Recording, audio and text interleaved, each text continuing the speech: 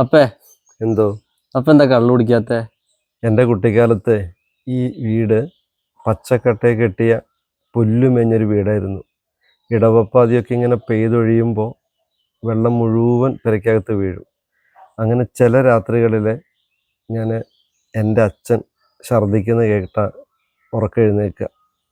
സ്ഥിരം കള്ളുടിച്ച് വരുന്ന ഒരാളൊന്നും അല്ലായിരുന്നു, പക്ഷെ വല്ലപ്പോഴും കള്ളുടിച്ച് വരും. അപ്പോൾ ഞാൻ നോക്കുമ്പോൾ ഇവിടെ ഈ ഭാഗത്ത് വന്നിരുന്നിട്ട് ഛർദ്ദിക്കും.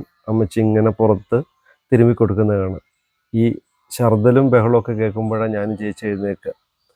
അപ്പോൾ ഞങ്ങൾക്ക് സങ്കടമാവും. അന്ന് തന്നെ എൻ്റെ ചേച്ചി ചേർത്ത് പിടിക്കും ഉറങ്ങാൻ നേരത്ത്. ഞാൻ ചേച്ചി ഒന്നിച്ചാണ് കിടന്നുറങ്ങിക്കൊണ്ടിരുന്നത്.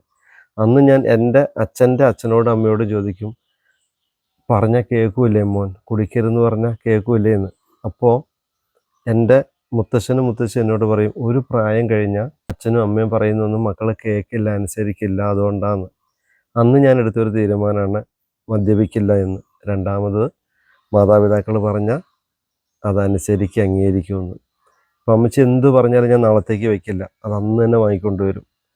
പിന്നെ അമ്മച്ചിക്ക് ഏറ്റവും ഇഷ്ടം ഞാൻ ഈ ചപ്പ് വെട്ടുന്നതും ഞാൻ ഈ കൃഷിപ്പണി ചെയ്യുന്നതും റബ്ബർ വെട്ടുന്നതും തുമ്പപ്പണി എടുക്കുന്നതൊക്കെ അമ്മച്ചിക്ക് ഇഷ്ടം, തേങ്ങ ഇടുന്നതൊക്കെ. അതും ഇടയ്ക്ക് ഞാൻ ചെയ്യുന്നത് അമ്മച്ചിയെ തൃപ്തിപ്പെടുത്താൻ വേണ്ടി, ധിക്കരിക്കാതിരിക്കാൻ വേണ്ടിയിട്ട് മാത്രമാണ്.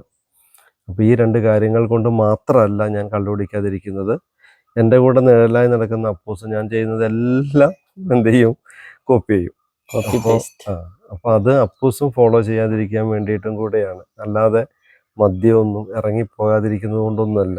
ഈ സങ്കടങ്ങൾ കൊണ്ടൊക്കെയാണ് അത് വേണ്ടാന്ന് വെച്ചത്.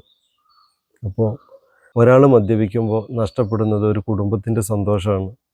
അവിടെ ഒരു കുടുംബം കണ്ണീരിലാവുകയാണ്. അതുകൊണ്ട് പറ്റുമെങ്കിൽ മദ്യപിക്കാതിരിക്കുക.